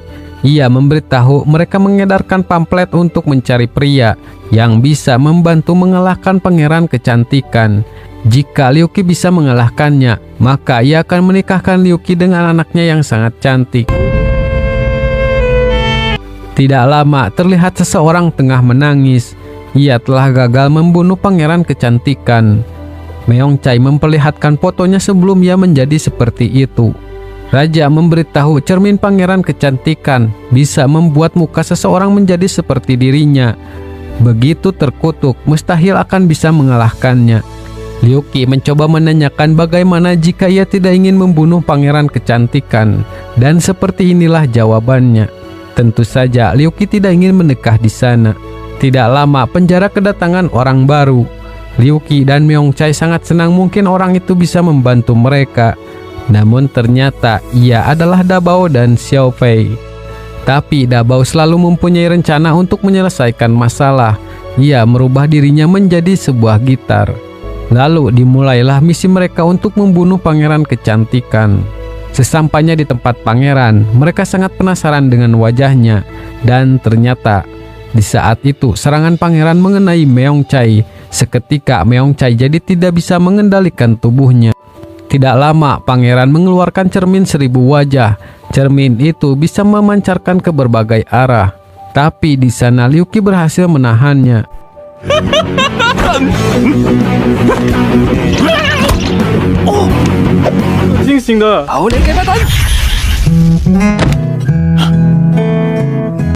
Di saat ada kesempatan, Meongcai pun memainkan lagunya.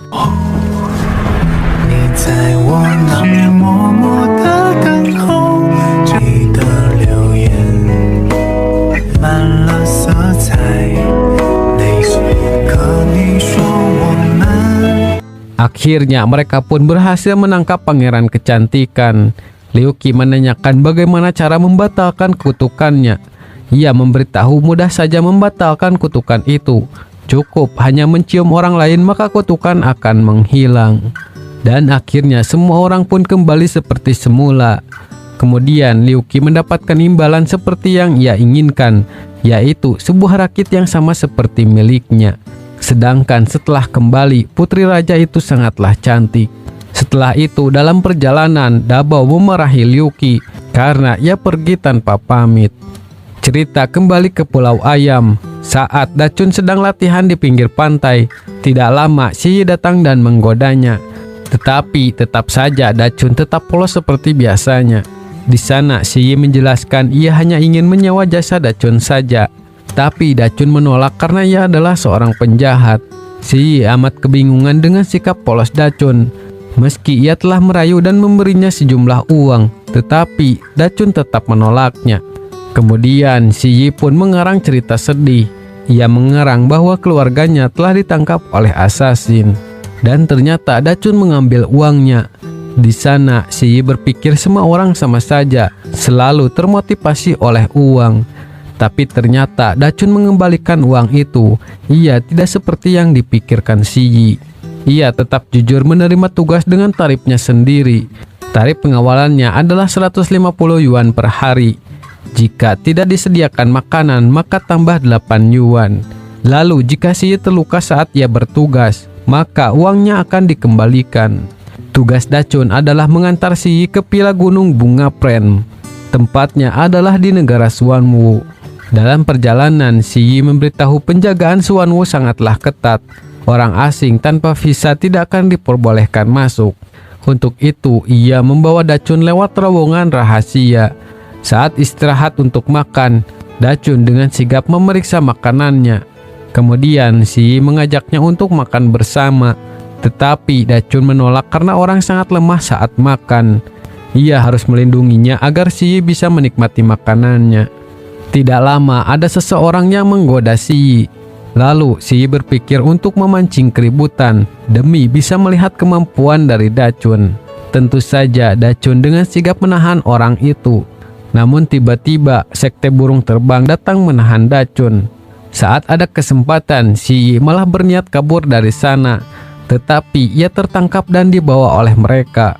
Kemudian Dachun memakai jurus kebalnya untuk memotong rantai. Setelah membuat orang itu terpojok, Dachun menanyakan kemana mereka membawa Xi Yi. Pada awalnya orang itu tidak ingin memberitahunya, sehingga berpindah pada Xi Yi, ia dibawa ke sekte burung terbang. Di sana ia dituduh mencuri buku kuno sekte mereka. Xi Yi mengatakan saat pria itu mengejarnya, ia menjanjikan akan memberikan segalanya. Namun sekarang ia malah mengkhianati Si Yi. Ia adalah murid senior yang bernama Bai Zhuoxia. Karena tidak ingin dipermalukan di depan bawahannya, Bai pun menyuruh Si Yi untuk diam. Di saat mereka akan membunuhnya, tidak lama datanglah Dachun dengan gaya.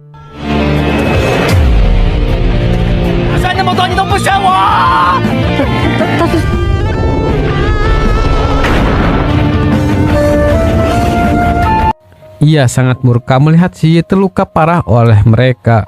Kemudian pertarungan pun tidak bisa dielakkan lagi. Pertarungan berlanjut sampai berhari-hari, sampai-sampai mereka kelelahan sendiri.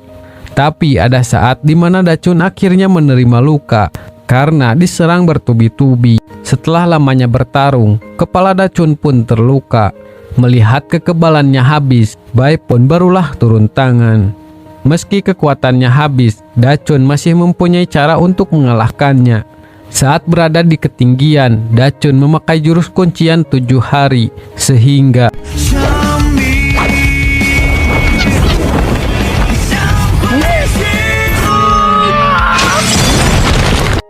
akhirnya ia berhasil membebaskan Si Yi dan pergi dari sana. Sebelum pergi, Si Yi memberitahu mereka bahwa ia tidak mencuri buku kuno. Buku itu adalah hadiah dari Bai saat ia mengejarnya. Saat pulang, Dachun dengan baiknya membawa Si Yi. Ia terkesan melihat kemampuan Dachun tadi. Dengan malu-malu, Dachun mengatakan ia mempelajarinya dari sebuah TV. Dan sekarang Dachun adalah payung Si Yi. Kembali pada perjalanan Liu Qi, mereka sampai di sebuah pulau yang bernama Rockhart. Terlihat orang-orang di sana rata-rata berbadan besar. Keseharian penduduk di sana hanya melatih otot-otot. Liu Qi sempat berpikir mereka tampak seperti Dachun. Saat sampai di sebuah kedai makanan, ia memesan beras goreng dan es teh boba. Tetapi di toko itu tidak ada makanan seperti yang ia pesan. Di sana hanya ada bubuk protein dan ayam. Namun Dabao sangat tidak suka memakan ayam. Melihat tubuh mereka yang kurus, pemilik toko mengetahui bahwa Liu Qi bukanlah berasal dari sana. Lalu Dabao dengan santainya mengatakan bahwa orang itu hanya besar saja. Ia tidak akan bisa mengalahkannya. Sontak saja hal itu membuat semua orang sangat kesal. Tidak lama pelatih sekaligus pemimpin negara Rockhart keluar. Ia bernama Bebe Chen. Bebe Chen tidak terima dengan perkataannya barusan. Karena ulah Dabao, Liu Qi menjadi kebingungan. Tapi di sana Dabao malah berpura-pura menjadi seperti ayam biasa. Kemudian Bebe Chen menantang Liu Qi untuk bertanding. Mengetahui kesempatan menangnya hanya 0%, Liu Qi pun mengaku kalah. Namun jika ia kalah, Bebe Chen akan mengambil Dabao dan Xiao Pei. Diketahui bahwa ayam biru kaya akan protein. Mereka akan jadi makanan yang sempurna untuk binaragawan. Belum lagi mereka sudah bertahun-tahun tidak memakan ayam biru. Lalu Liu Qi menanyakan hadiah apa yang akan Bebe Chen berikan saat ia menang. Bebe Chen akan memberikan harta karunnya. Pertandingan pertama adalah dinding tembaga dan tangan besi. Pemain harus memecahkan 18 dinding secepatnya. Dinding dengan beragam ketebalan itu terbuat dari kayu, batu, tembaga, dan besi. Pertandingan diawali dari Bebe Chen. Ia dengan mudah saja menghancurkan dindingnya. Sedangkan Liu Qi, karena tidak bisa menembus batu, ia pun mencoba menggunakan guntingnya. Tetapi senjata dilarang dalam pertandingan. Jadi mau tidak mau Liu Qi harus menghancurkan dinding dengan tangan kosong. Dan pertandingan pertama pun dimenangkan oleh Bebe Chen. Pertandingan kedua adalah menghancurkan batu dengan dada. Liu Qi dengan santainya mengatakan pertandingan kedua itu seperti seni pertunjukan jalanan. Dan tiba-tiba di sisi lain, Bebe Chen dengan mudah saja menghancurkan batu itu. Dan pertandingan kedua dimenangkan oleh Bebe Chen lagi. Pertandingan ketiga adalah kulit tembaga tulang besi. Mereka harus menyerang bergantian dan jangan mengelak. Yang terakhir berdiri adalah pemenangnya. Bebe Chen dengan sombong mengatakan jika Liu Qi kalah lagi, maka pertandingan akan selesai. Tapi Liu Qi berpikir pertandingan sekarang bukanlah masalah. Ia mengingat pertarungan itu sama saat melawan keperawanan kebal. Jadi ia yakin sekarang ia tidak akan kalah. Namun ternyata Bebe Chen juga memiliki kemampuan itu. Dan bukan hanya Bebe Chen saja, semua warga di sana juga memiliki kemampuan itu.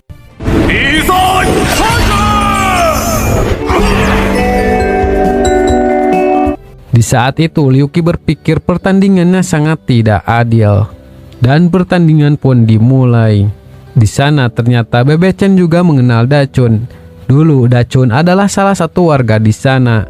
Namun Da Chun dianggap paling tidak berbakat, pendek, lemah, dan ia tidak bisa menumbuhkan otot seperti mereka. Di sana Bebe Chen mengatakan kekebalan Da Chun terjebak di level 1. Mendengar hal itu, Liu Qi menjadi sangat kesal.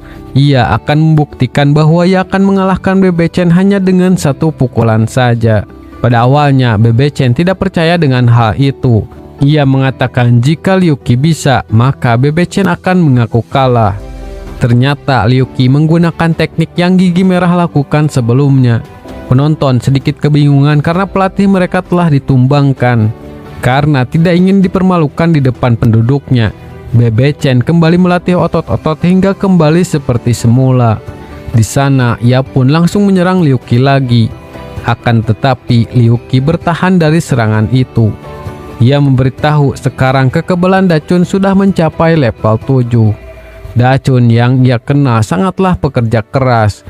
Ia terus berlatih dengan giat dan tulus dibanding siapapun. Mendengar Da Chun sudah mencapai level 7, Bebe Chen pun akhirnya mengaku kalah. Setelah itu, Da Bao sangat terkesan Liu Qi bisa bertahan dari pukulan Bebe Chen. Tapi tiba-tiba, sesaat akan berangkat, mereka memberikan peta menuju Xuanwu yang asli. Namun, Liu Qi masih ragu. Apakah mereka akan sampai di negara aneh lagi? Tidak lupa, Bebe Chen juga memberikan harta karunnya. Hartanya adalah bubuk penumbuh otot emas nomor 1. Setelah Liu Qi pergi, Bebe Chen berbisik jika Liu Qi sempat. Ia ingin menyampaikan pesan permintaan maaf pada Da Chun. Tapi ternyata Liu Qi bisa mendengar bisikan Bebe Chen. Lalu setelah mengikuti jalur dari peta yang diberikan, Liu Qi masih penasaran apakah rutenya benar. Belum lagi hutan di sana terlihat sangat aneh. Dan tiba-tiba tubuh Da Bao menjadi tambah tinggi. Begitupun tubuh Liu Qi menjadi sangat besar. Lalu terlihat seseorang yang mengendalikan mereka. Ia adalah anak kecil yang bernama Pingan. Kekuatannya adalah psionik. Ia bisa menggerakkan dan mengubah objek dengan pikirannya. Pingan menanyakan siapa mereka dan kenapa menyelinap ke negara adidaya. Di sana Liu Qi malah menjawab bahwa ia adalah seorang assassin. Sehingga kemudian ia mengatakan kembali bahwa ia adalah seorang penata rambut. Di sana, Pingan pun meminta Liu Qi untuk memotong rambutnya. Dan akhirnya Liu Qi akan memotong rambut Pingan secara gratis. Namun Liu Qi malah asal-asalan memotong rambut Pingan. Tapi karena Pingan tidak tahu gaya rambut, jadi ia membiarkannya. Liu Qi menanyakan mengapa Pingan sendirian di sana dan tidak ada teman. Dengan sedikit bersedih, Pingan memberitahu para warga berada di penjara bawah tanah. Tapi ia bertemu dengan seorang pengemis bulan lalu. Ia berpikir orang itu mungkin hanyut dari negara Xuanwu. Kemudian Pingan pun mengantarkan Liu Qi pada pengemis itu. Sekarang pengemis itu berada di sebuah gubuk kecil di depan mereka. Tidak jauh dari sana terlihat dua anak terengah-engah kelelahan. Mereka adalah teman Pingan. Yang satu bernama Yongkang. Kekuatannya adalah intensifikasi otot. Ia bisa memperbesar bagian tubuhnya dengan signifikan. Dan satu lagi bernama Charsiu. Kekuatannya adalah semburan api. Di sana mereka melakukan serangan yang menuju pria pengemis itu. Akan tetapi serangan mereka berhasil ditahan dengan mudah. Dan ternyata pengemis itu adalah Zhang Men. Lalu saat santai, Liu Qi menanyakan jalan menuju Xuanwu pada Zhang Men. Di sana, Zhang memberitahu Xuanwu adalah tempat yang membosankan. Ia sudah bersusah payah menggali terowongan agar bisa keluar dari sana. Jika Liu Qi mau memotong rambutnya, maka ia akan memberitahu terowongan itu. Tidak pikir panjang, Liu Qi menyepakati hal tersebut. Namun tidak lama, Ping An memberitahu bahwa pesawat dari Istan datang. Ternyata itu adalah Pangeran Istan bersama dengan Kola. Liu Qi sedikit kebingungan mengapa Kola ditangkap oleh orang itu. Lalu Ping An dan teman-temannya memulai serangan pada pangeran. Akan tetapi bagi pangeran mereka bukanlah apa-apa. Di saat ia akan menghabisi mereka, ia ditahan oleh Kola. Ternyata Kola juga setengah berasal dari adidaya. Pangeran menanyakan mengapa mereka tiba-tiba menyerangnya. Ping An menjelaskan setiap tahun beberapa temannya ditangkap untuk eksperimen. Beberapa dari mereka tidak pernah kembali. Ada yang kembali namun tidak selamat. Ia harus melihat teman-temannya mati di depan matanya sendiri. Jadi bagaimana ia tidak membenci negara Istan? Mendengar hal itu, Kola pun sedikit terkejut karena itu sangatlah kejam.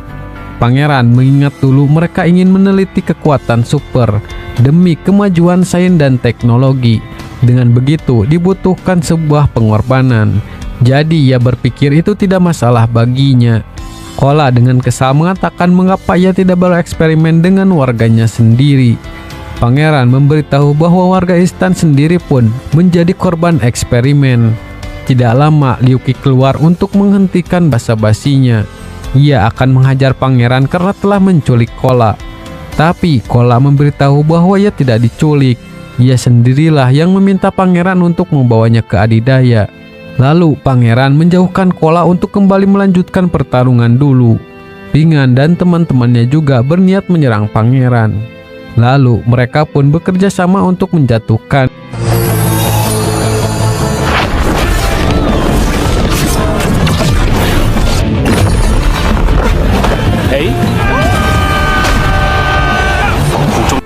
Meski dengan serangan gabungan mereka, pangeran masih bertahan dengan pelindungnya. Kemudian ia mengeluarkan kekuatan untuk mengacaukan mereka. Di saat pangeran melancarkan serangan pada Ping An, ia terkena serangan dari Xiu sehingga serangannya mengarah kepada Kola.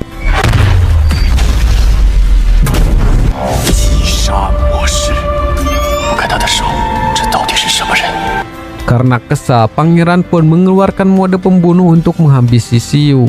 Beruntung ia berhasil ditahan oleh Zhang Men. Zhang Men menyarankan untuk menyelamatkan Kola dulu karena sekarang ia sedang sekarat. Di saat itu pangeran kebingungan siapakah sebenarnya Zhang Men. Meski pangeran dalam mode pembunuh, ia tidak bisa melepaskan tangannya. Lalu pangeran berniat membawa Kola ke Istan sekarang. Tapi Zhang Men memberitahu jarak Istan dari sana adalah 3000 km.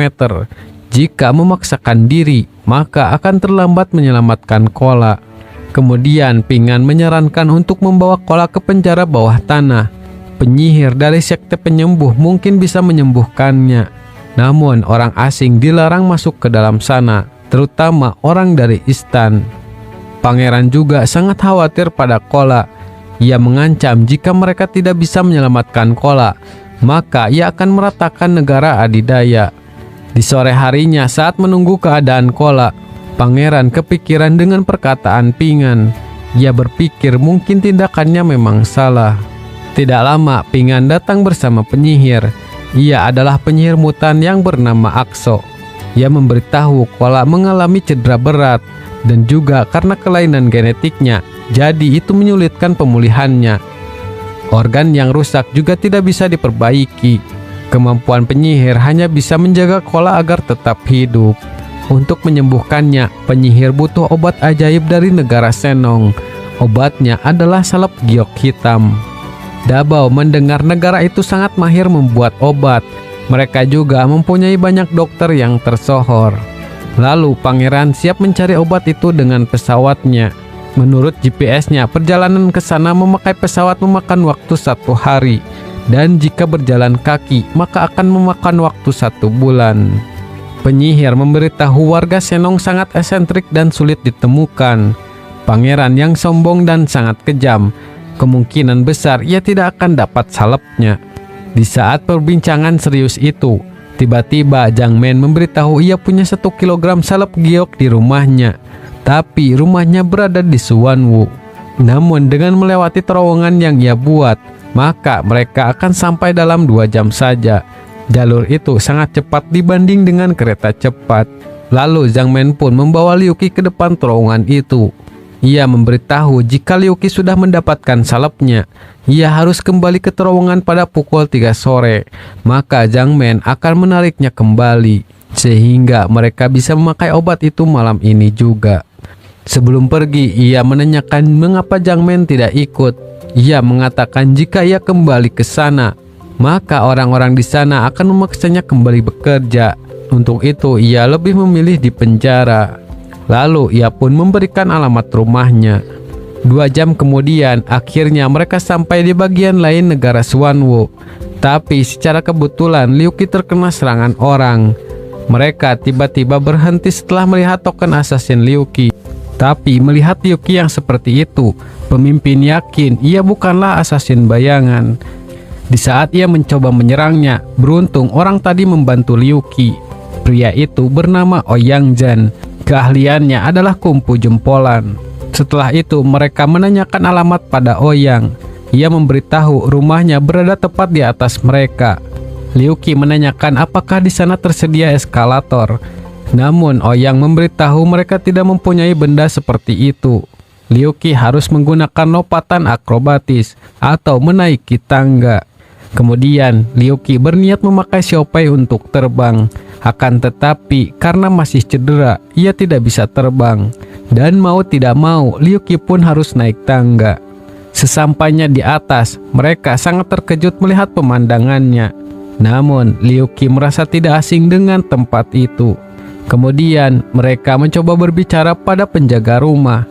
Tetapi mereka sangat marah karena Liu Qi menyebut pimpinan mereka dengan sebutan Hua pelit, sehingga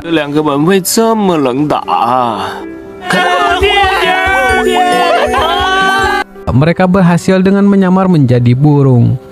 Tidak lama, Liu Qi menemukan salep itu di dalam sepatu milik Zhang. Namun sialnya, mereka kembali ditemukan oleh penjaga. Mereka sangat kesal karena Liu Qi menyusup ke kamar pemimpin untuk mencuri. Di saat ia akan dieksekusi, Liu Qi mencoba memakai jurus milik Ouyang.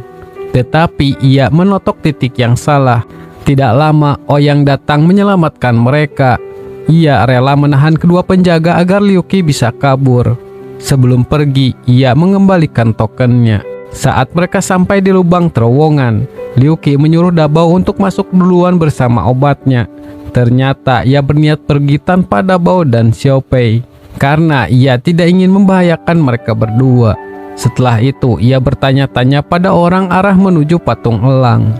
Dan sampailah ia di depan patung elang yang dijanjikan. Ternyata Mei Hua sudah berada di sana lebih dulu. Ia ditugaskan untuk menusuk Liu Qi dengan belati yang gurunya berikan. Di sana Mei Hua tidak diizinkan mengetahui alasannya. Jika Mei Hua menyukai Liu Qi dan sulit untuk melakukannya, ia boleh melepas misi itu, dan berarti ia bukanlah murid Phoenix lagi. Dan juga ini adalah akhir dari karir assassin Mei Hua. Tetapi Mei Hua mau tidak mau harus melakukan perintahnya. Di saat ada waktu, Liu Qi mengganti pakaiannya dulu. Tiba-tiba Mei Hua datang dan menancapkan belati itu. Sebelum pergi, ia mengatakan di antara mereka tidak ada kecocokan.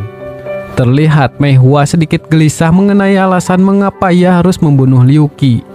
Ia memegang salep yang diberikan oleh Liu Qi barusan. Sesaat ia menusuknya, ternyata Liu Qi sangat peduli dengannya. Ia memberikan salep itu karena Mei Hua selalu punya misi intens. Jadi Mei Hua pun kembali untuk mengembalikan salepnya. Namun ternyata Liu Qi tidak apa-apa dan malah asik makan. Ia hanya merasa belati itu seperti balsam yang dingin dan menghilang begitu saja. Tidak lama, sebuah batu merah tiba-tiba muncul menyerang Liu Qi. Ternyata batu itu berasal dari seorang penyihir nirmata legendaris. Orang itu mengatakan Liu Qi adalah target yang paling dicari karena imbalannya. Dan ia berniat membunuh Liu Qi demi keselamatan Xuanwu. Karena ia meramal Liu Qi adalah ancaman besar di masa depan. Di sana, Liu Qi mencoba menghindari serangannya sebisa mungkin. Lalu, Mei Hua hanya bisa terdiam melihat Liu Qi diserang. Ia diancam jika Mei Hua ikut campur, maka ia akan dihukum mati. Dan juga gurunya akan ikut terlibat. Liu Qi menanyakan masalah apa yang membuat penyihir ingin membunuhnya. Penyihir meramal Liu Qi akan membawa sial pada Xuanwu. 2 tahun lalu ia telah membunuh makhluk mistis di Xuanwu, tapi penyihir gagal menghentikannya. Dan sekarang ia menginginkan Liu Qi mati. Di saat berbenturan serangan, tiba-tiba jantung Liu Qi terasa sakit. Ternyata itu efek dari belati kegelapan yang Mei Hua tancapkan. Di saat bola hampir mengenainya, beruntung Mei Hua masih sempat membelokkan arah serangan. Karena Mei Hua ikut campur, penyihir pun akan membunuhnya lebih dulu. Di saat itu, Liu Qi berdiri dan berniat menyerang penyihir. Terlihat ia menjadi orang yang berbeda. Belati itu adalah belati beku kegelapan. Dengan belati itu, Liu Qi akan kehilangan kesadarannya. Untuk itu, penyihir dengan serius akan membunuhnya sekarang. Liu Qi melihat Mei Hua sedang dalam bahaya, dan tiba-tiba ternyata ia berbalik untuk melindunginya. Lalu saat ada kesempatan, ia pun kabur ke dalam hutan. Di sana, penyihir sedikit kebingungan karena bukan hal itu yang ia ramalkan. Ia berpikir mungkin ada sedikit kesalahan dalam perhitungannya. Di sisi lain, terlihat para asasin sudah siap memburu Liu Qi. Meski dalam keadaan seperti itu, ia masih bisa menghindari mereka. Ia berhasil kabur dan sampai di sebuah kuil lama. Di sana, ia bermimpi sedang bermain dengan teman-temannya di pantai. Namun tidak lama, satu persatu mereka mulai menghilang. Dan saat sadar, ada satu lagi asasin yang menyusulnya. Ia mengatakan telah menantikan kesempatan itu. 2 tahun lalu, ia pernah bertemu dalam pertarungan. Banyak asasin yang dibunuh Liu Qi dengan mudah. Namun karena saking takutnya, ia tidak bisa bergerak sama sekali. Dan ia bertekad saat bertemu lagi dengan Liu Qi, ia tidak akan ragu untuk membunuhnya. Di saat ia akan menyerang, tiba-tiba Mei Hua datang membantu lagi. Ia masih kebingungan dengan gurunya. Jika ia ingin membunuh Liu Qi, seharusnya ia melakukannya sendiri. Mengapa ia harus repot-repot menusuk belati kegelapan padanya? Di sana ia berbaik hati mengobati lukanya. Saat ini Liu Qi merasa ada yang menggerogoti dirinya dari dalam, dan semua memori dalam ingatannya perlahan mulai menghilang. Mei Hua menyarankan Liu Qi untuk melupakan semuanya, tetapi ia tidak ingin melupakan orang-orang dari Pulau Ayam. Dan sekarang Liu Qi ingin kembali ke pulau dan melihat Mei Hua memakai pakaian yang ia berikan. Mei Hua menanyakan mengapa Liu Qi begitu peduli pada warga pulau. Di sana ia memberitahu semua memori baiknya berasal dari Pulau Ayam. Dabao dan Xiao Pei sudah seperti keluarganya sendiri. Ia juga sangat suka semua hal dari pulau itu. Untuk itulah ia ingin melindunginya. Mei Hua berpikir ia tahu seseorang yang mungkin bisa menyelamatkan Liu Qi. Tetapi ia tidak sudi jika meminta pertolongan dari orang itu. Lalu ketika Mei Hua tertidur, Liu Qi bergegas meninggalkannya. Ia tidak ingin melibatkannya dalam masalah lagi. Dan saat ia berlari, ternyata Phoenix tengah memperhatikannya. Ia mengatakan Liu Qi adalah orang yang pertama yang bertahan paling lama dari racun belati kegelapan itu. Saat terbangun, ia terkejut ternyata Liu Qi sudah pergi. Karena khawatir, ia pun bergegas mencarinya. Sesampainya di sebuah hutan, ia merasakan aura Qi yang sangat kuat. Ternyata orang itu sedang menghajar Liu Qi. Ia adalah asasin bayangan yang bernama Shimen. Dan satu asasin lagi yang sangat menyukai Liu Qi. Wanita itu sangat menyukai Liu Qi dengan apa adanya. Namun ada wanita lain yang selalu Liu Qi pedulikan. Jadi ia membunuh wanita itu saat Liu Qi pergi. Tidak lama ada satu lagi asasin bayangan yang datang. Ia adalah mantan pemimpin dari sekte burung terbang yang bernama Hei Niao. Mei Hua sangat ketakutan karena orang itu sering menyiksa lawan dengan cambuknya. Di saat itu Liu Qi meminta Mei Hua untuk pergi. Ia tidak ingin melihatnya terluka lagi. Akan tetapi Mei Hua sangat kesal karena hanya Liu Qi saja yang mendapatkan dialog keren. Melihat Mei Hua yang kesulitan, Liu Qi ingin sekali membantunya. Tetapi sekarang ia sangat tersiksa oleh racun belati. Mei Hua sangat kewalahan melawan orang itu. Ia berniat kembali pada Liu Qi. Mei Hua berpikir sekarang ia tidak mungkin bisa mengalahkan Hei Niao. Belum lagi ia belum tahu kekuatan dua assassin tadi. Ia pun berniat pergi meninggalkan tempat itu. Akan tetapi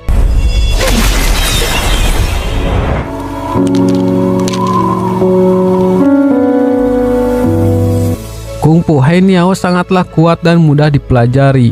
Kungfunya bisa kuat di tingkat dasar, tapi saat kekuatannya meningkat, maka kekuatan itu akan menyakiti tubuhnya sendiri, sehingga ia akan menjadi cangkang kosong. Di saat itu, Mei Hua mengingat kembali kejadian masa lalu. Ayahnya menanyakan mengapa Mei Hua ingin belajar menggunakan pedang. Ia beralasan demi melindungi ibu dan saudaranya. Tapi ayahnya mengatakan ia sangat lemah dan ia tidak bisa menguasai pedang seperti miliknya. Karena tidak ingin tragedi menyedihkan terulang kembali, Mei Hua bangkit dan mengerahkan semua kekuatannya. Sesaat setelah Mei Hua mengambil cambuknya, Hainiao mengeluarkan sesuatu dari perutnya. Sampai beberapa serangan itu mengenai tubuh Mei Hua. Di sisi lain, di alam bawah sadar Liu Qi, ia mengingat saat bersama dengan seorang wanita. Wanita itu mengatakan kekuatan Liu Qi sangat hebat. Dengan kekuatan itu, pasti ada orang yang ingin ia lindungi. Dan tidak lama, Mei Hua pun berhasil menyerang Hainiao dengan bantuan pedang Liu Qi. Di akhir film, kita diperlihatkan Dabao dan Xiaopei yang ingin menyusul Liu Qi. Di sisi lain, Xi Yi bersama Dachun sampai di sebuah tempat untuk sesuatu. Dan Pangeran Istan akhirnya sampai di negara Senong. Lalu yang terakhir, terlihat Gigi Merah masih hidup. Jadi bagaimanakah kelanjutan ceritanya? Kita nantikan saja di season 4-nya nanti. Terima kasih sudah menonton video ini sampai akhir.